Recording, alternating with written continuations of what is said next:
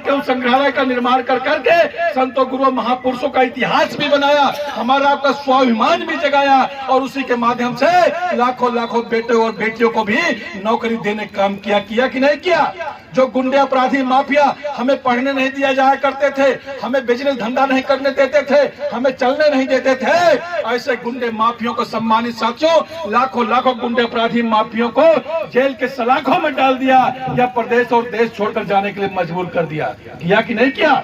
तो सम्मानित साथियों, मैं कह रहा हूं मेरे भाइयों मेरे दोस्तों, आदरणीय बहन कुमारी मायावती जी ने हमारे जीवन शैली को विकसित करने के लिए हमें जितने भी आयाम चाहिए बेहतरी की तरफ बढ़ने के लिए वो संविधान में बाबा साहब डॉक्टर बी आर अम्बेडकर ने, मेरे लायक बाप ने वो व्यवस्था बनाया था और लायक बाप का लायक बेटी आदरणीय बहन कुमारी मायावती जी ने उस खजाने को मेरे बहुजन समाज के लोगों आपके लिए लुटाया और आपके लिए संवारा, आपके लिए बढ़ाया मेरे भाइयों। इसलिए मैं आपसे आज वोट की बात करने आया हूं।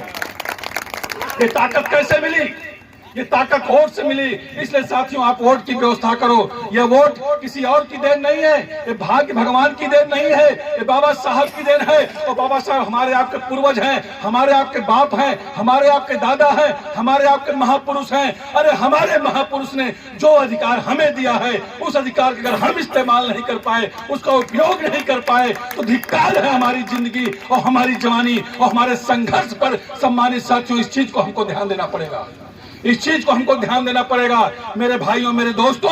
आज वोट का दुरुपयोग हो गया है, आज वोट का दुरुपयोग हो गया है, ईवीएम मशीन के माध्यम से घोटाला हो गया है। आज भारतीय जनता पार्टी की सरकार डबल इंजन की सरकार केंद्र और प्रदेश में चल रही है मेरे भाइयों। जब हम लोग पढ़ते थे, यूनिवर्सिटी से निकलते थे, कॉलेजों से निकलते थे, जब हम बुक स्टॉल पर जाते थे, किताबों की दुकान पर जाते थे, रोज नई नई वैकेंसी आती थी, रोज नई नई वैकेंसी आती थी, वैकेंसियां भरते थे और बहन कुमारी मायावती हमको नौकरी देती थी। आप सोचिए 2014 से सम्मानित साथियों केंद्र में और 2017 से प्रदेश में भारतीय जनता पार्टी की सरकार आई है।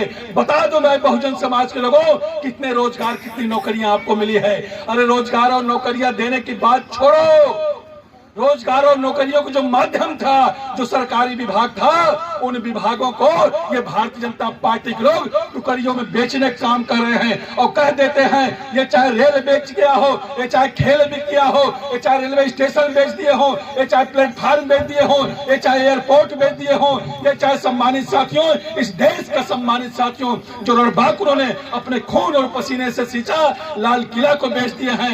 ये तमाम उद्योगों को, तमाम सम्मानित साथियों सरकारी विभागों को बेचने का काम करते हैं और कहते हैं कि इन विभागों से घाटे आ रहे हैं। जरा आप सोचो मेरे भाइयों मेरे दोस्तों, छोटा छोटा काम करते हैं, नौकरी करते हैं, रोजगार करते हैं, बिजनेस करते हैं, जिसमें घाटा आता है आप करते हैं? करेंगे? जिस काम में घाटा आएगा आप करेंगे? नहीं करेंगे। तो आप बताओ मेरे भाइयों, जिस समय देश में कोरोना की महामारी चल रही है, सम्मानित साथियों, इस देश का शेयर मार्केट डाउन हो गया हो, विश्व में आर्थिक